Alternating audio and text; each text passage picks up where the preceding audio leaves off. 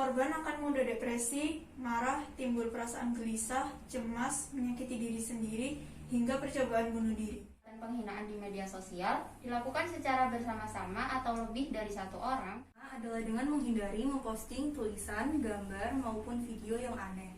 Karena dengan kita memposting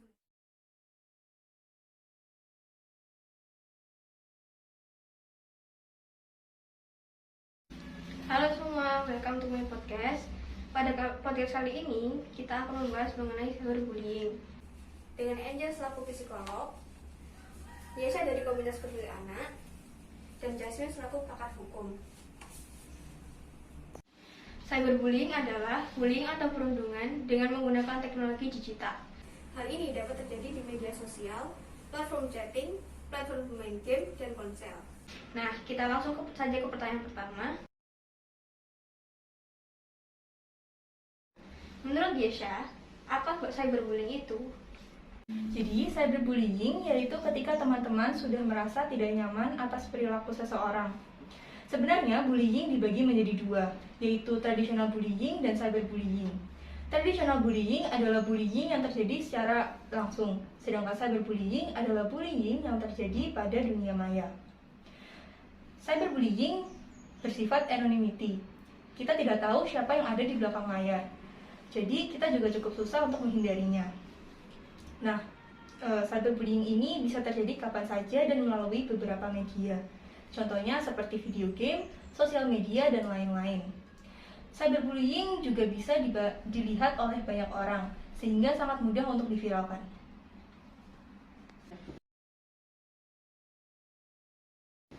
Bagaimana kita dapat mengerti bahwa terjadi bullying secara online? Lalu, bagaimana kita bisa membedakan antara lelucon atau candaan dengan bullying? Semua teman suka bercanda dengan satu sama lain, tetapi kadang-kadang sulit untuk mengatakan apakah seseorang hanya sedang bersenang-senang atau mencoba menyakitimu, terutama saat di internet. Kadang-kadang mereka akan menertawakannya dengan mengatakan cuma bercanda kok, atau jangan dianggap serius dong. Tetapi kalau kamu merasa terluka atau berpikir sepertinya mereka menertawakanmu, bukan tertawa bersamamu, maka lelucon atau candaannya mungkin sudah terlalu jauh. Jika itu terus berlanjut, bahkan setelah kamu meminta orang itu untuk berhenti, dan kamu masih saja merasa kesal tentang hal itu, maka ini bisa jadi adalah bullying. Dan ketika bullying terjadi secara online, ini dapat menarik perhatian yang tidak diinginkan dari berbagai orang, termasuk orang asing yang tidak dikenal. Dimanapun itu terjadi, jika kamu tidak nyaman dengan hal itu, kamu perlu melakukan pembelaan. Katakan apa yang Anda inginkan. Jika Anda merasa tidak senang dan tetap saja tidak berhenti, maka ada baiknya kamu mencari bantuan. Menghentikan cyberbullying bukan hanya tentang mengungkapkan siapa saja para pelaku bullying, namun juga tentang menekankan bahwa semua orang berhak untuk dihormati, baik di dunia maya maupun di dunia nyata.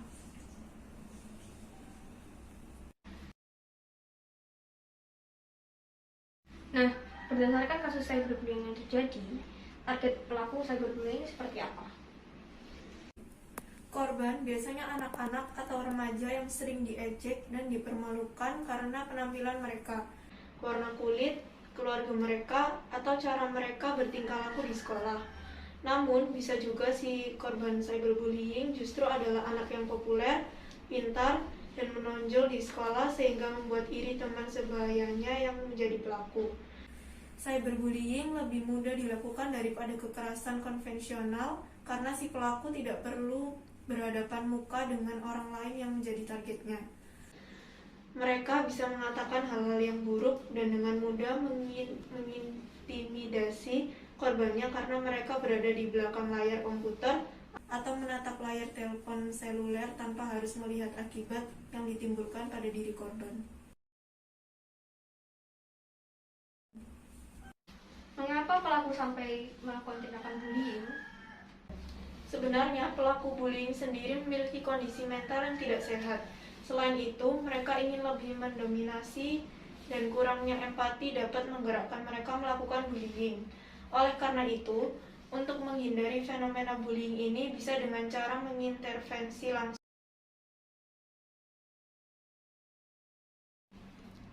Banyak korban dari bullying ini kan adalah anak-anak. Bagaimana hukum dapat melindungi anak-anak ini dari tindakan bullying?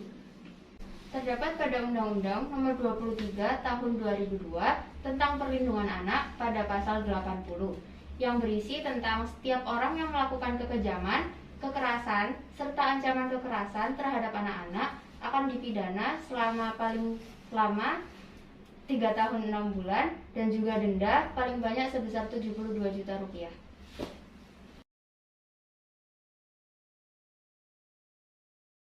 Menurut Yesha, bagaimana kasus cyberbullying di Indonesia yang sebagian besar korbannya adalah anak-anak? Memang tindakan cyberbullying ini masih memerlukan perhatian di masa sekarang dan kedepannya. Karena tingkat bunuh diri anak-anak akibat cyberbullying di Indonesia masih terbilang tinggi. Terdapat sebanyak 40% anak-anak di Indonesia meninggal bunuh diri akibat tidak kuat dengan bullying yang terjadi. Sisanya sebanyak 38,41% mengaku pernah menjadi pelaku, dan 45,35% mengaku pernah menjadi korban. Hal ini tentu sangat buruk apabila terus dibiarkan.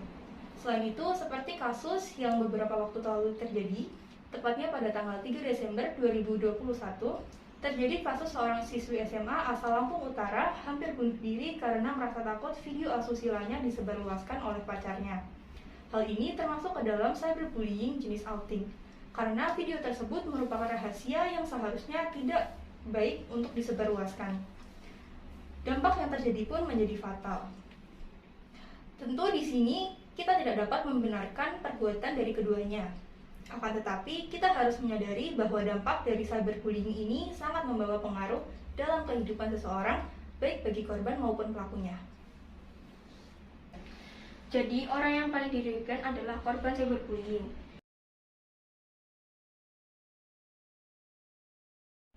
Lalu, apa saja dampak yang bisa disebabkan dari tindakan cyberbullying bagi korban itu sendiri? Yang pertama, dampak psikologis. Korban akan mudah depresi, marah, timbul perasaan gelisah, cemas, menyakiti diri sendiri, hingga percobaan bunuh diri. Yang kedua, dampak sosial.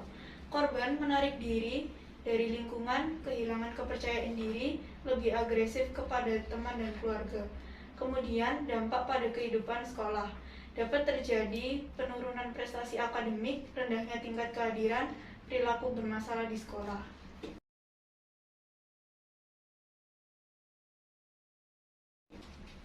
Dengan maraknya kasus cyberbullying ini, apa jerat hukum bagi pelaku cyberbullying? Di Indonesia sendiri belum terdapat aturan spesifik yang mengatur tentang cyberbullying. Namun terdapat Undang-Undang ITE dan juga mengatur ujaran kebencian. Cyberbullying dalam konteks penghinaan yang dilakukan di media sosial diatur dalam Undang-Undang Nomor 11 Tahun 2008 tentang Informasi dan Transaksi Elektronik atau yang biasa disingkat dengan Undang-Undang ITE. Sebagaimana telah dirubah dengan Undang-Undang Nomor 19 Tahun 2016 tentang perubahan atas Undang-Undang Nomor 11 Tahun 2008 tentang Informasi dan Transaksi Elektronik. Pada prinsipnya, tindakan yang menunjukkan penghinaan terhadap orang lain tercermin dalam pasal 27 ayat 3 Undang-Undang ITE yang berbunyi, setiap orang yang dengan sengaja dan tanpa hak mendistribusikan dan atau mentransmisikan dan atau membuat dapat aksesnya dokumen elektronik dan atau informasi elektronik yang memiliki muatan penghinaan dan atau pencemaran nama baik. Adapun ancaman pidana bagi mereka yang memenuhi unsur dalam pasal 27 ayat 3 Undang-Undang Nomor 19 Tahun 2016 adalah dipidana dengan pidana penjara paling lama selama 4 tahun dan atau denda paling banyak sebesar 750 juta rupiah. Jika di media sosial terjadi bullying, terkadang beberapa orang juga mendukung bahkan turut melakukan bullying juga.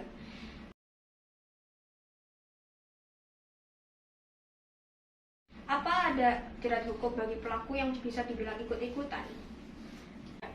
Pastinya ada. Apabila perbuatan penghinaan di media sosial dilakukan secara bersama-sama atau lebih dari satu orang, maka orang-orang itu dipidana atas perbuatan turut melakukan tindak pidana.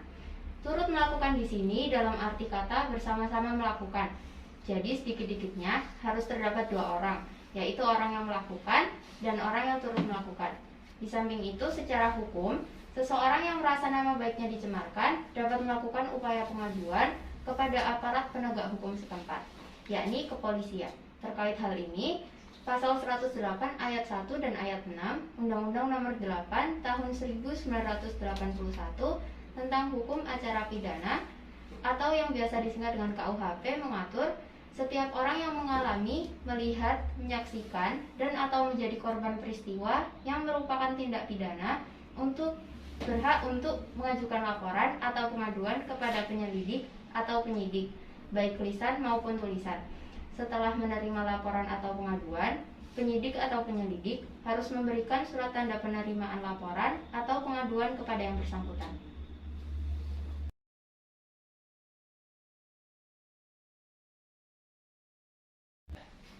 Misalkan nih, ada seseorang yang mengalami cyberbullying. Apa yang harus dilakukan oleh orang tersebut? Jika ada yang mengalami cyberbullying, segeralah meminta bantuan dengan pihak-pihak tertentu. Tidak merespon ketika dihina, tidak menyebarkan password akun sosial media, dan identifikasi siapa pelakunya. Hal ini juga mengungkapkan apa yang harus dilakukan ketika kita menemukan teman yang mempunyai pikiran untuk bunuh diri dengan cara menanyakan kabar mereka, beri mereka ruang untuk bercerita, dan mengajak mereka membawa hal positif, serta mendorong mereka untuk segera mendatangi profesional, psikolog atau psikiater agar segera ditangani.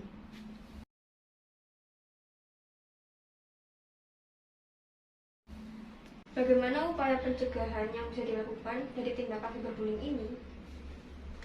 Pencegahan cyberbullying harus dilakukan sejak dini. Anak-anak perlu diberitahu mengenai berbagai macam bentuk cyberbullying.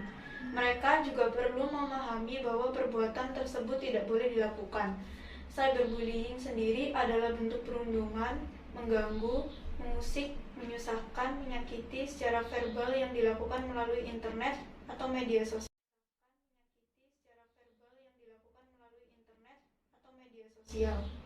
Menurut Yesha, apa yang perlu kita filter dalam bermedia sosial dalam upaya menghindari tindakan cyberbullying? Yang pertama adalah dengan menghindari memposting tulisan, gambar, maupun video yang aneh. Karena dengan kita memposting tulisan, gambar, maupun video yang aneh dapat menarik simpati orang-orang untuk melakukan cyberbullying. Yang kedua adalah kita harus selektif dalam memilih teman di media sosial. Tentunya teman di media sosial tidak semuanya kita kenal. Oleh karena itu, diperlukan sikap selektif agar kita terhindar dari cyberbullying ini. Pilihlah teman yang memang benar dikenal. Lalu yang terakhir, tidak menceritakan privasi kita di media sosial. Karena dengan kita menceritakan privasi kita di media sosial, bisa saja orang ikut campur dalam hal tersebut atau perbedaan persepsi setiap orang yang berbeda. Sehingga hal ini dapat menjadikan kita sebagai objek untuk cyberbullying. Lalu, tindakan yang dapat kita lakukan agar kita tidak menjadi pelaku cyberbullying adalah dengan kita tidak ikut campur dalam urusan orang lain. Ada pepatah mengatakan, jika kita tidak mengetahui yang sebenarnya atau kita tidak dapat memberikan perkataan yang baik, maka lebih baik kita diam. Karena dengan diam kita bisa terhindar menjadi pelaku cyberbullying.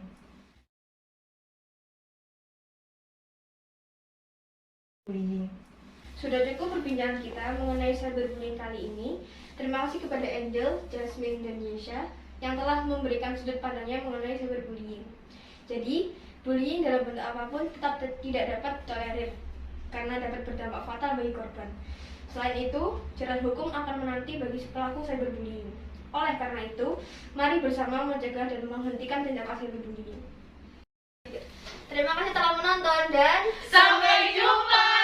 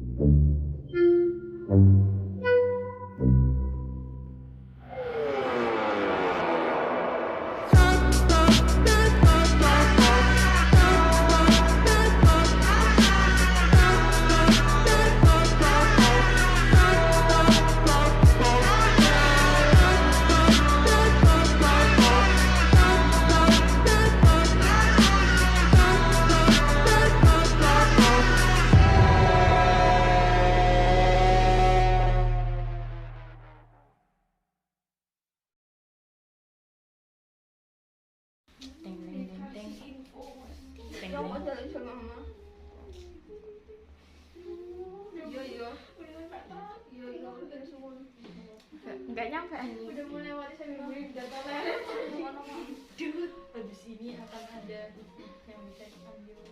Sudah cukup perbincangan kita mengenai cyberbullying kali ini. Jadi bullying dalam bentuk apapun tidak dapat ditolerir karena dapat berdampak fatal bagi korban. Selain itu, secara hukum akan menanti bagi pelaku cyberbullying. Oleh karena itu, mari bersama mencegah dan menghentikan tindakan cyberbullying. Terima kasih telah menonton dan tunggu podcast selanjutnya. Yeay! Ya udah. Pakai Ya wes. Allah ini loh. Rekam suara. Halo. Kameramen.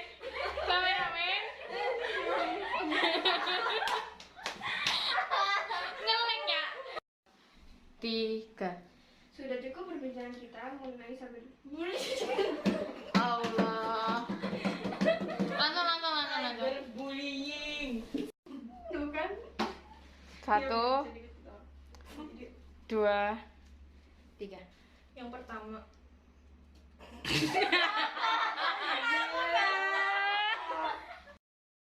Take 25. 1, 2, 3. Sudah cukup perbincangan kita mengenai cyberbullying.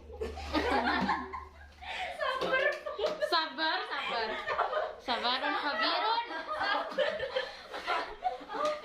Cyberbullying kali ini, terima kasih kepada Angel, Yasha, dan Jasmine yang telah memberikan sudut pandangnya mengenai cyberbullying. Jadi, bullying dalam bentuk apapun tidak dapat ditolerir karena dapat berdampak fatal bagi korban. Selain itu, pulang ya. Telepon. Mewah. Paduan suara. Panas dari tadi kedengar. Aku nggak bisa.